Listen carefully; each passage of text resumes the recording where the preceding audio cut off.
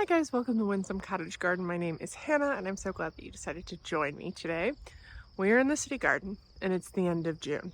Today is June 25th and I really debated when I was going to film my June garden update because June is one of my favorite months in the garden. I think it's just the glorious abundance of flowers. Things are growing gangbusters and there's so much to show you. And that's very much been true at the cottage garden this year. But this year in the city garden, that's not really been the case. We have had a very hot June and a very dry June. We're not technically in a drought, but we've hardly had any rain at all. And that heat has also sapped out a lot of joy, not only in working in the garden, but also from the blooms themselves. Things just haven't lasted. They'll last a short period of time and then they'll fizzle. I've had a lot of heat damage to things. Because we had some days where the actual temperatures were like 95 and the heat index closer to 100, which we can get, but usually in about August, not early June. And that was even happening at the end of May.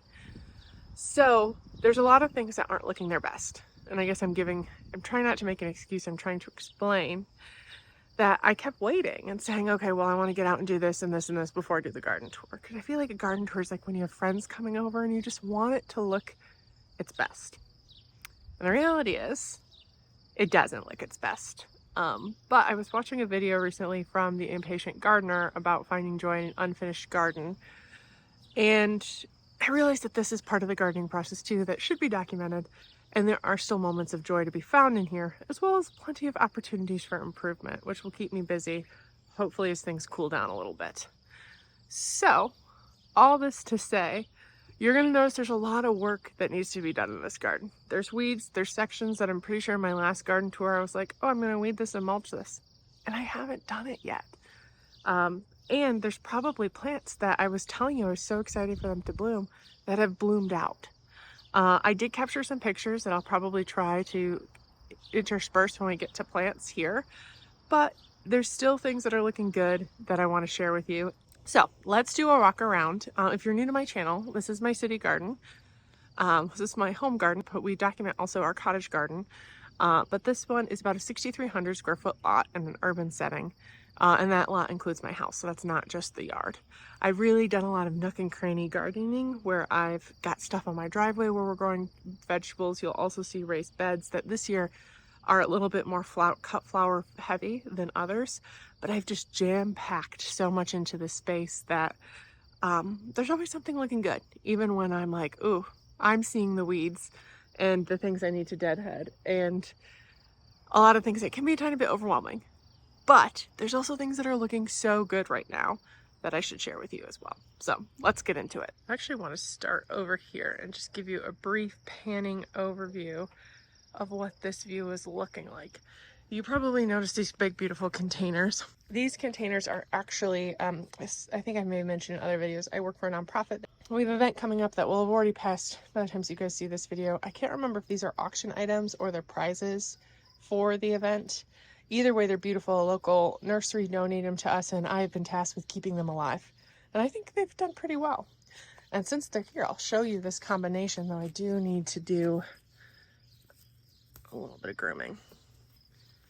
Well, that's for another time. Anyway, these plants, these are all 12-inch pots. They're called Patio Planters. Most of these plants are proven winners.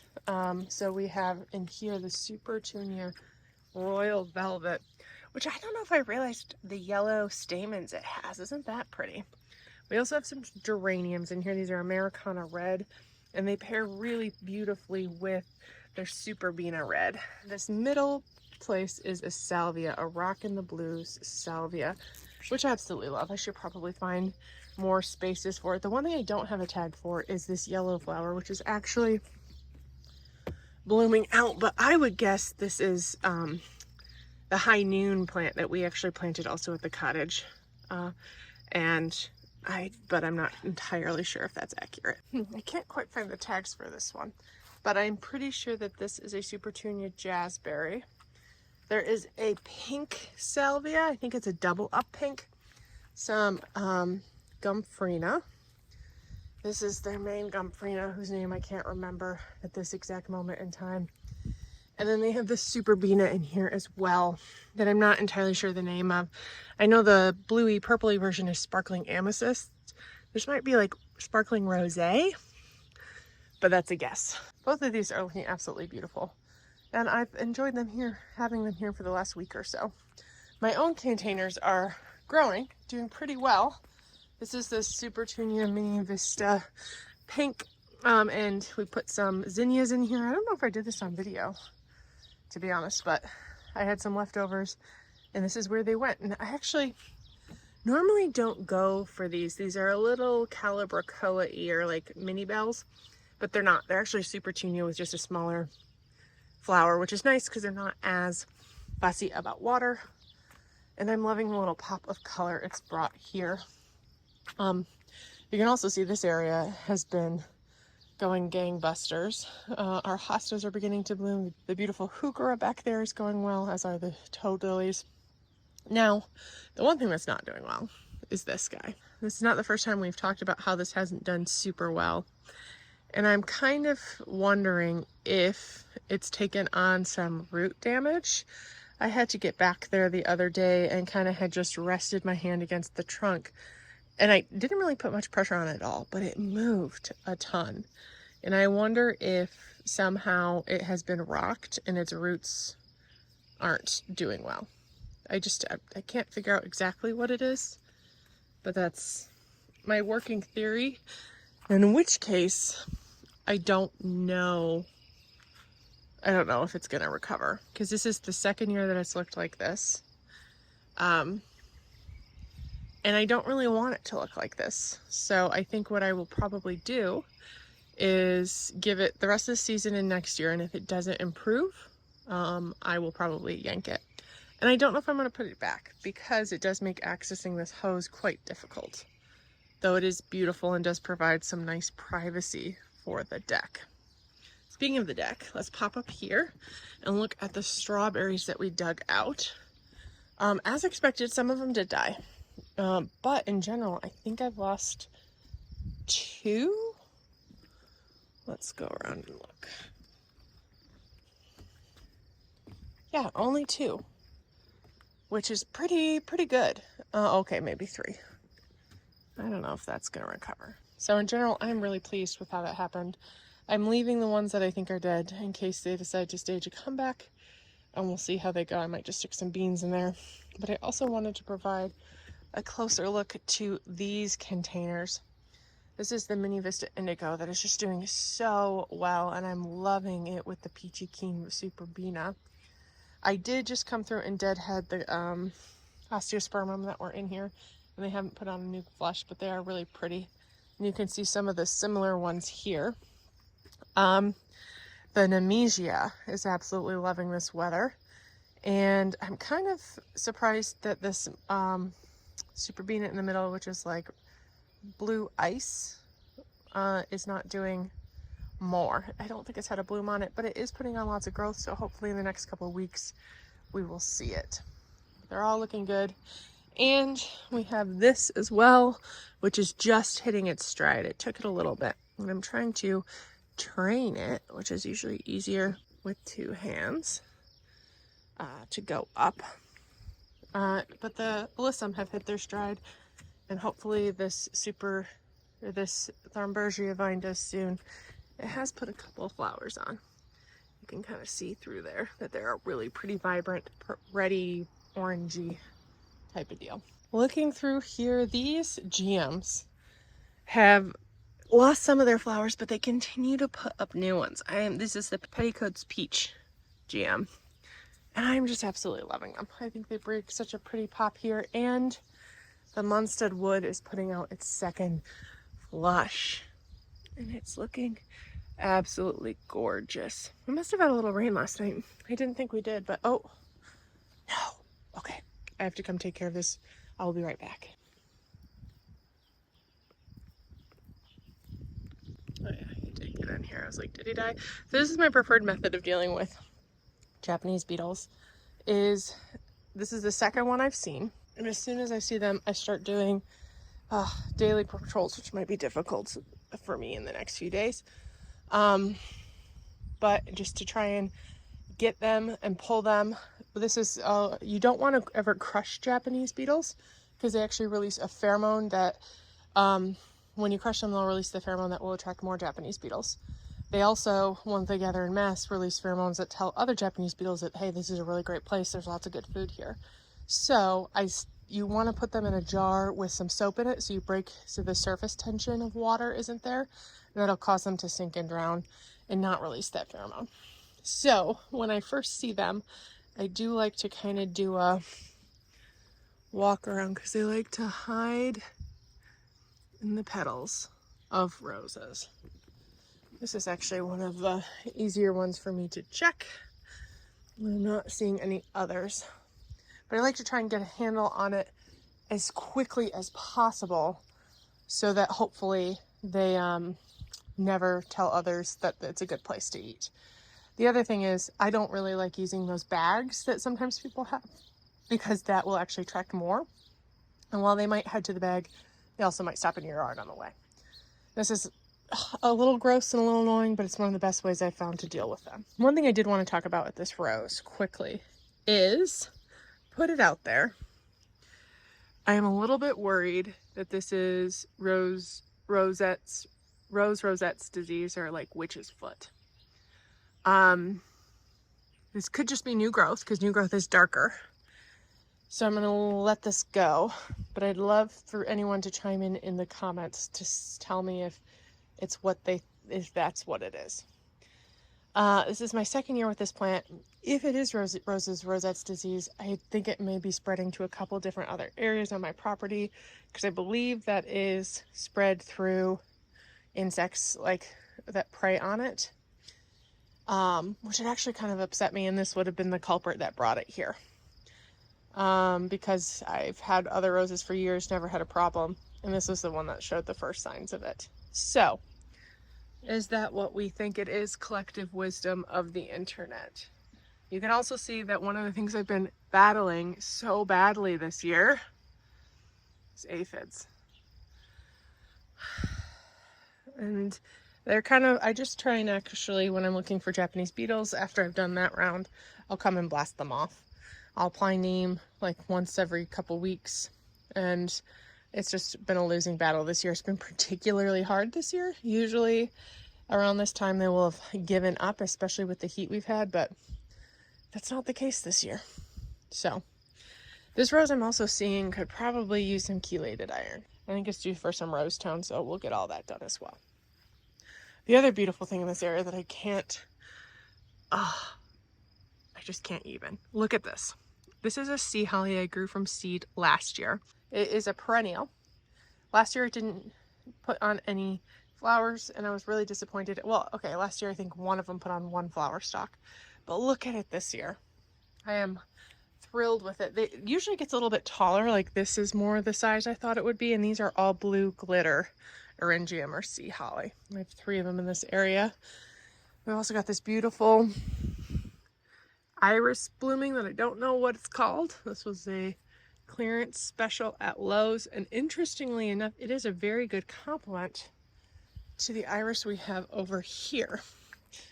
These are a Japanese iris, and you can see that they're actually starting to go out a little bit, but they I absolutely love them. They're huge. Let me see if I can get my hand here. Like, they're not quite hand size, but they're not far off. And these are a bit faded. When they open, they're a little stronger, like purpley pastel, and they go white with this veining, but they are just striking. And they're a little taller and flower later than other iris. So I am a huge fan. I bought these from Brex a number of years ago, and I bought them I think I got 3 rhizomes, and they've just spread over time. Other things that have spread over time are these coneflowers. They're budded up, and I am actually really pleased to see all the buds that are on this. It's looking rough. There's a number of things that are looking rough in my yard, but it's gonna have blooms that are gonna be beautiful, and I can't wait to see them. Over here is looking a little jungle-like. I need to get behind the fence do some pruning back. And I actually have some weed, vine and stump killer that I try not to use chemicals, but I do want to come in and treat these guys. I just need to like muster up the courage to do it and wait for a time that the dogs aren't going to be in the yard. So what I'll probably do in an upcoming video or off camera before I do that is cut these back to stumps right at the bottom, and then get that stuff on it because it'll help kill it dead, because I don't want this coming in. You can see there's some wild grape also that caused a huge problem last year that I do not want. So I'm going to try and nip this in the bud shortly. I did walk over here though because I wanted to show you the cosmos. We have a couple buds. We've actually had a couple blooms here and there. And over here we have a beautiful flower. I'm pretty sure this is the rubenza. And it's a little smaller than it typically is, but it's a first flower, so that's to be expected.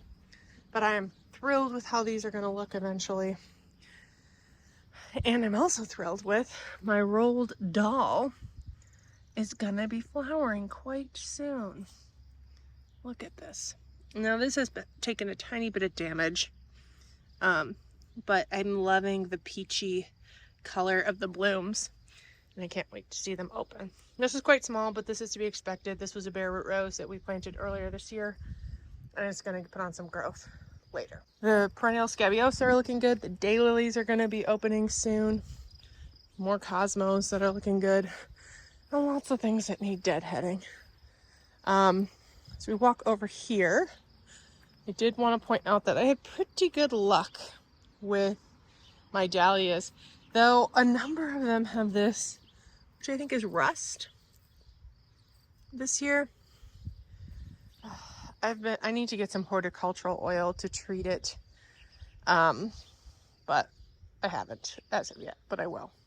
The phlox is just beginning to go. This is one that the birds brought in, and I've enjoyed and left because it's a really pretty pink that gets tall and is usually one of the first to bloom. There's another one right there that they also planted, so like it there. But going back to the dahlias, they've done pretty well. We only had one not come up. Which one I planted it, I wasn't sure, but I did anyway, because it's one of the seed dahlias that we called Sunset last year.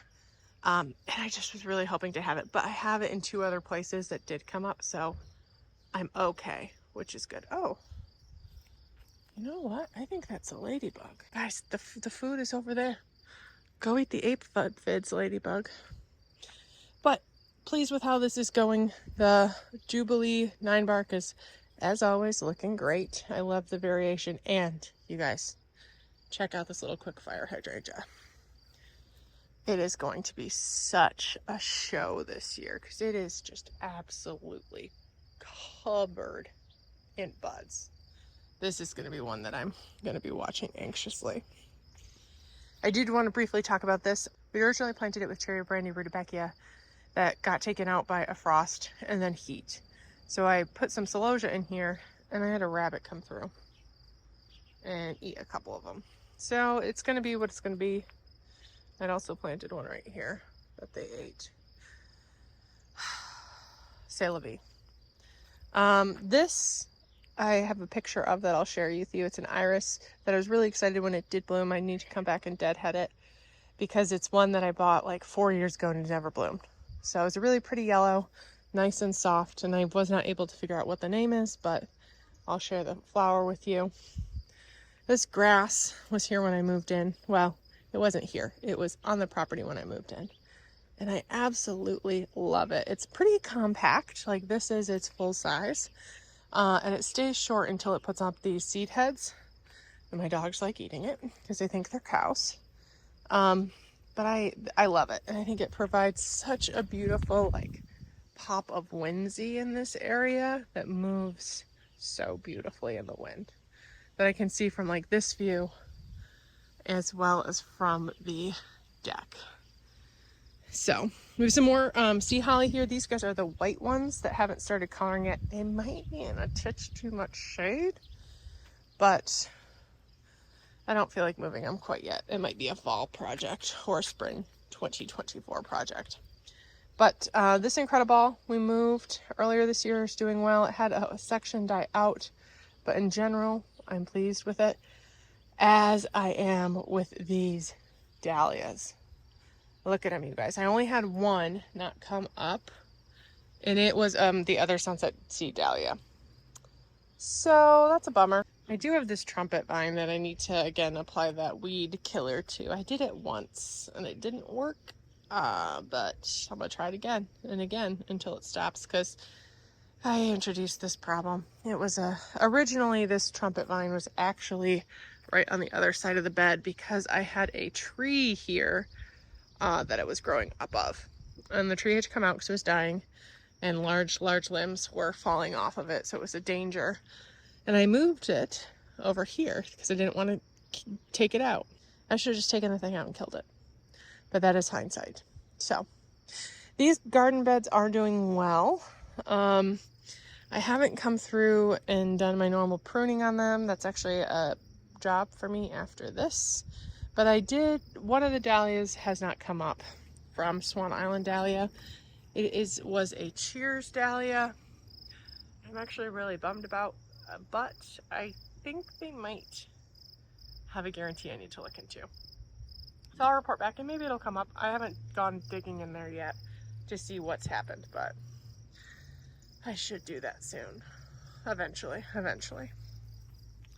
My salvia is splaying. I should have probably divided it this year. I think that's a project for next year.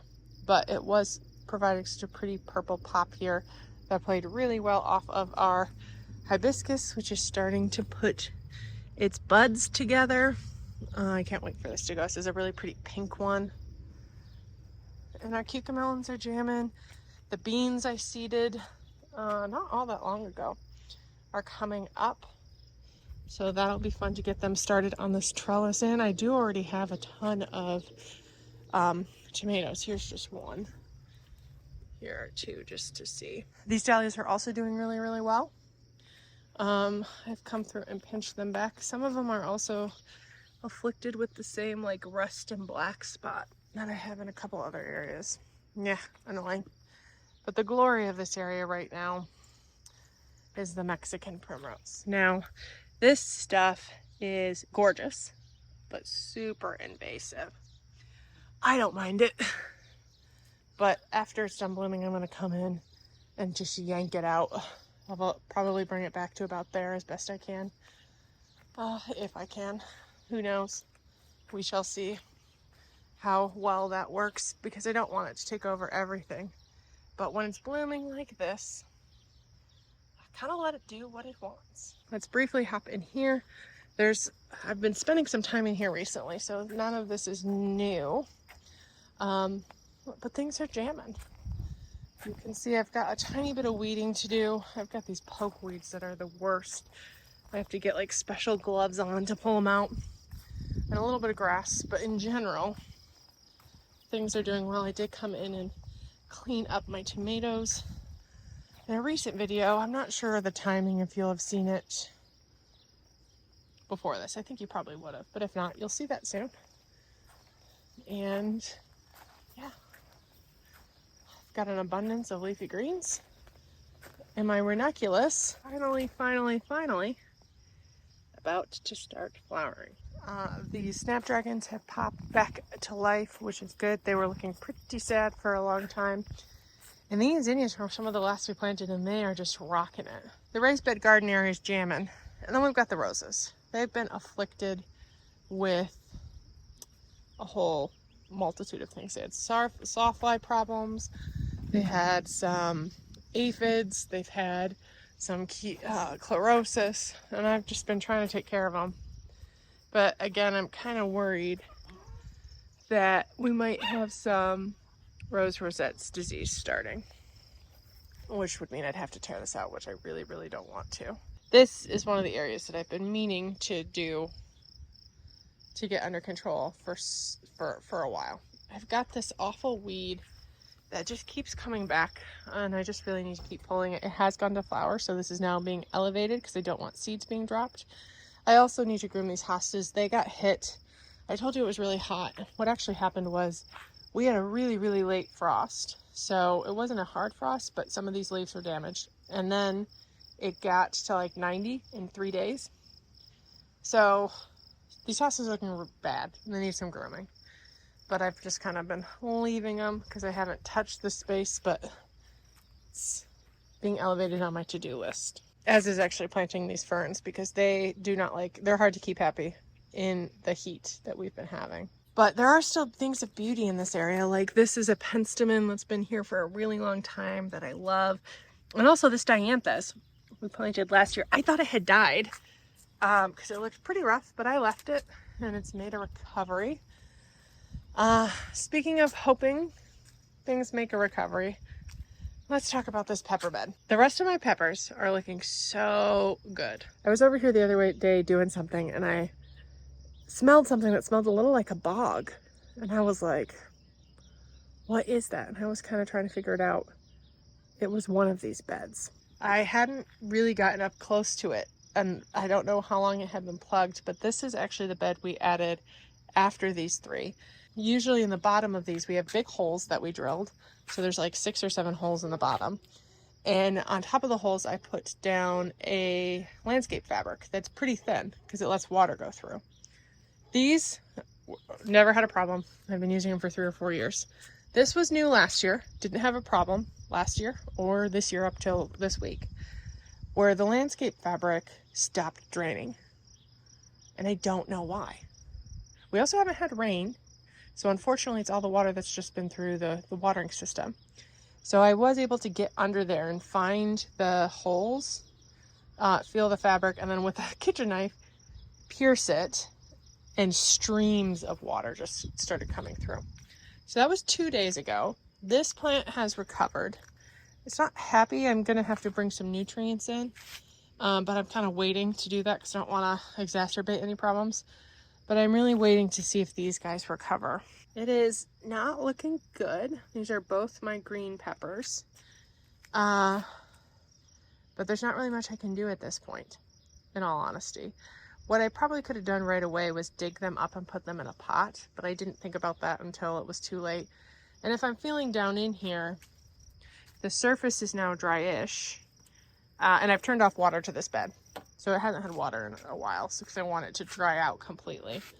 But it's still pretty moist further down. So we're just gonna have to kind of watch this. And this does unfortunately speak to the importance of laying eyes on things regularly. And I know that. But sometimes things just get away. And I think I've glanced at it and it looked fine. It wasn't until I smelled it that I was like, what is that? And the leaves had just started wilting. So it was definitely, with the amount of water that was in here, it was not just one day. It was probably, hadn't been draining for probably 4 or 5 days. But it took a while to back up. So, drained out pretty well.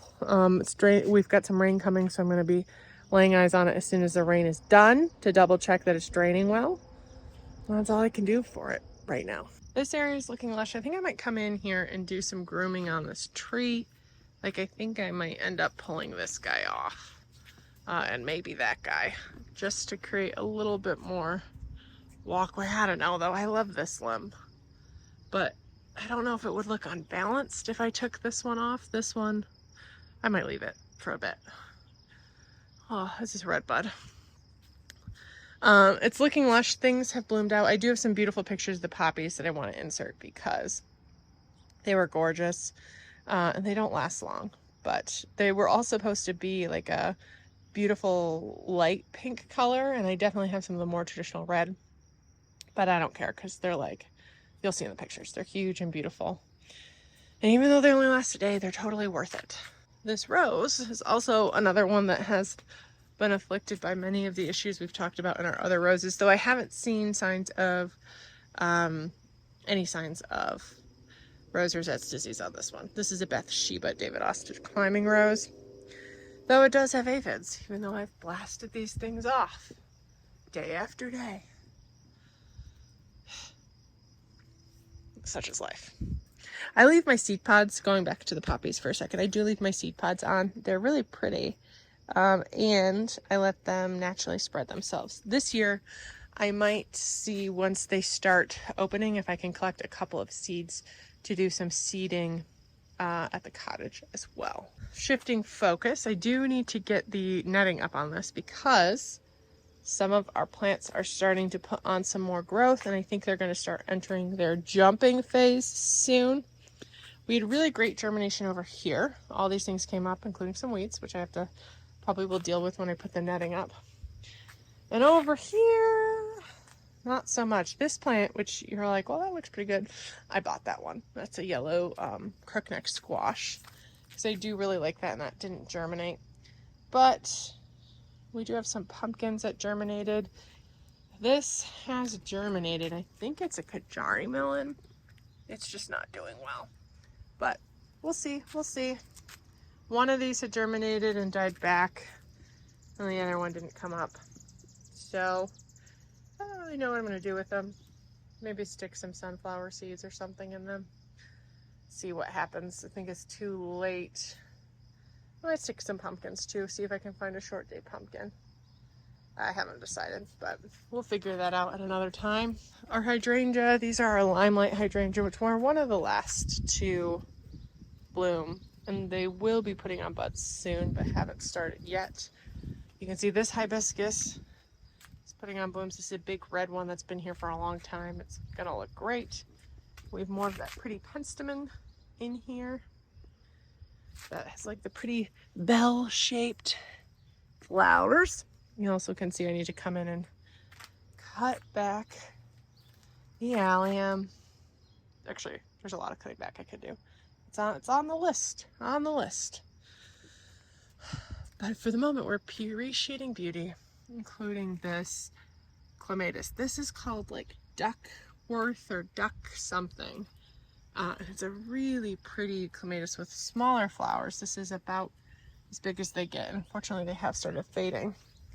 But it's been covered for most of the spring, and I really loved it. This clematis over here is a different kind that didn't flower at all this spring, but should be flowering later this fall, because that's the next time it will flower. Kind of looking around to the front, there's not actually a lot to show you, but we'll dive in, see what there is to see. These pots are doing well. This Supertunia Vista bubblegum is a beast.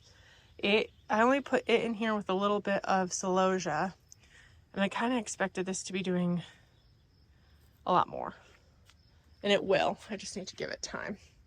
But in the meantime, the mini Vista pink is looking really, really good. The Nemesia's looking good, and this one, I'm pleased to see that the mini Vista indigo has started stooling out. Our grass is doing well too.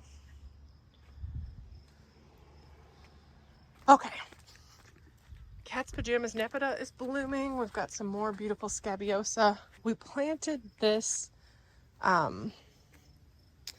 what is this called? I can't remember what it's called. We planted it last fall. I got it on clearance, and it's actually been such a joy to watch. We redid this area a little bit last fall. I will link the video because I had a lot of daisies in here that I was just tired of.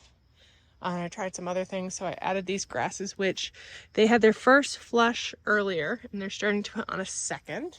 The lupin is just going out, and this rose is a St. Swithin's David Climbing Austin rose.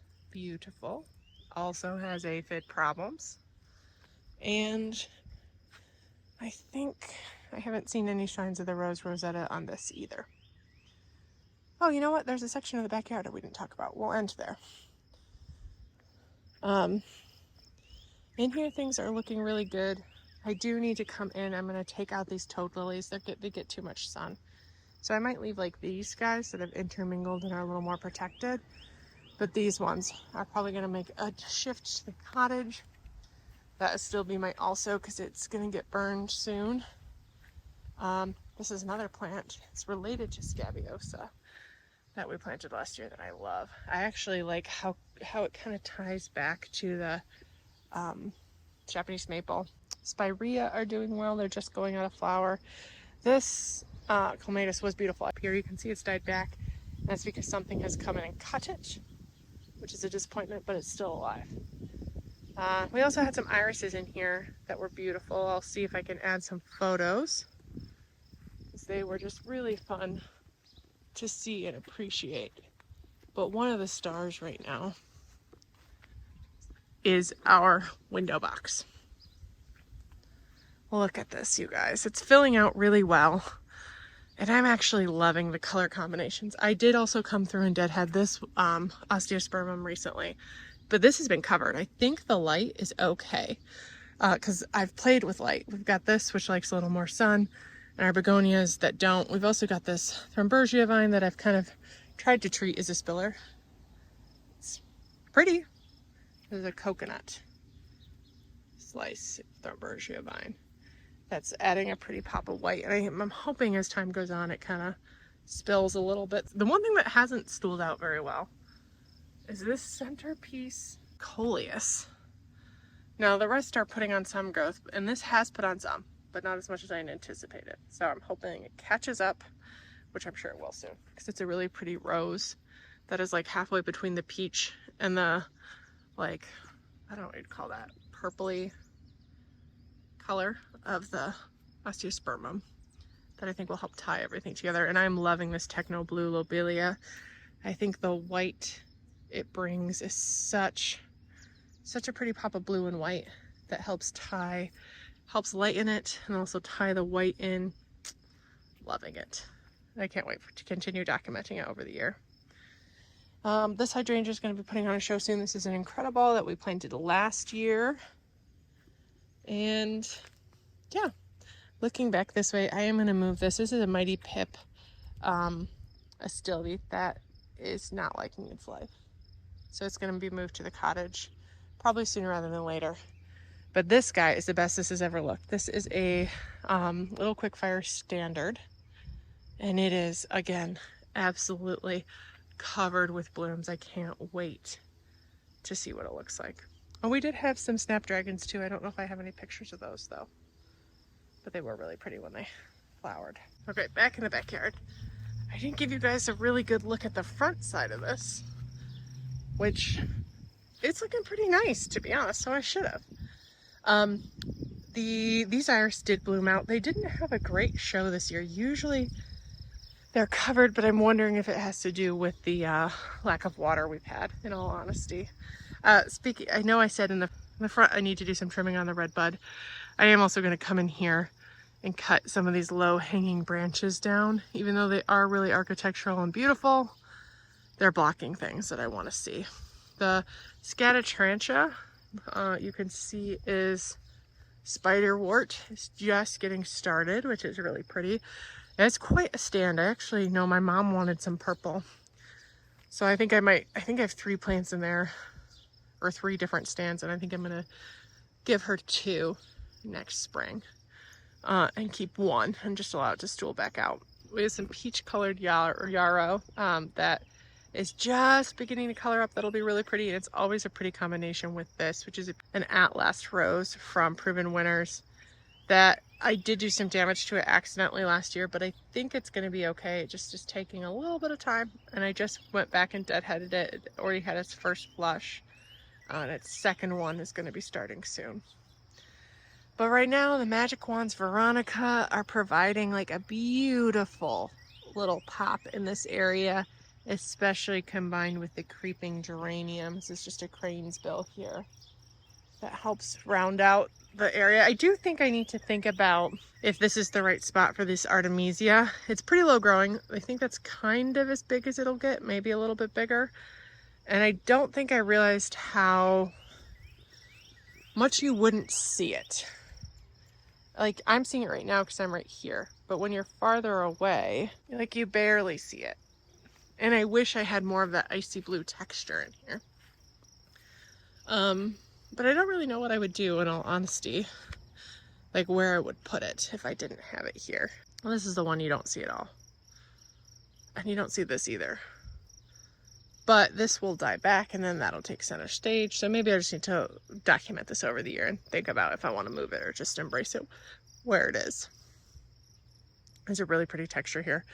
And I think it's really needed to help lighten up this area and provide some definition and depth, different texture and color. The other thing I guess I should say is these allium are going to be starting really soon. These are the, I think they're Millennium allium. And they're the really pretty purple balls that will be probably the next 2 weeks. We'll be seeing them. So you'll definitely be able to see them in the July garden tour as well. But there is an abundance of beauty, even when there's tasks that need done. I think that's going to do it for this garden tour. As I said, there was always moments of beauty to be found, though there are a lot of opportunities ahead for improvement in this garden. But that's the whole point of gardening. There's always something to do. There's always something to change. And it always gives us endless things to do, though.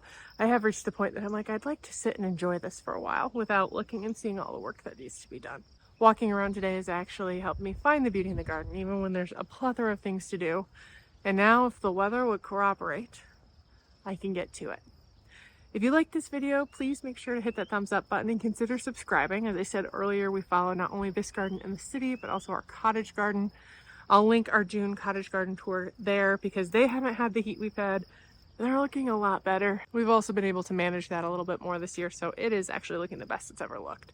So you want to check that out and follow along throughout the rest of the season so you can see how this space transforms. Definitely check back in our July tour just to see some of these things that I said have budded up, really flower and come into their own. One of the things I do love about this garden and the garden we've put together at the cottage is there's always something of interest in a space, and they kind of take turns. So the salvia is just going out, but soon the alliums will be coming in together, and the rose is going to put on another flush of growth, and we have the yarrow. Then we've also got some daisies, and there's always something that will draw your eye and make you take a moment to appreciate the beauty of nature. Thank you so much for joining me today. I really appreciate it, and I can't wait to see you in the next video. Bye-bye. Hi guys, Editing Hannah here. I mentioned this in my last video, but I just briefly wanted to let you know that as I told you last time, my posting schedule right now is a little bit sporadic. Normally I post Monday, Wednesdays, and Saturdays, but the day you're seeing this, I am actually returning from a trip to England to visit my grandfather and celebrate him turning 90 later this year. So I haven't been able to quite stack up enough videos to post while I was gone, but I will be back the week of July 16th. I'm not sure what's happening Monday or Wednesday. I'm hoping that I can get some videos up by Wednesday, but we'll just have to see how everything goes. I really appreciate you joining me though, and I can't wait to see you soon. Bye-bye.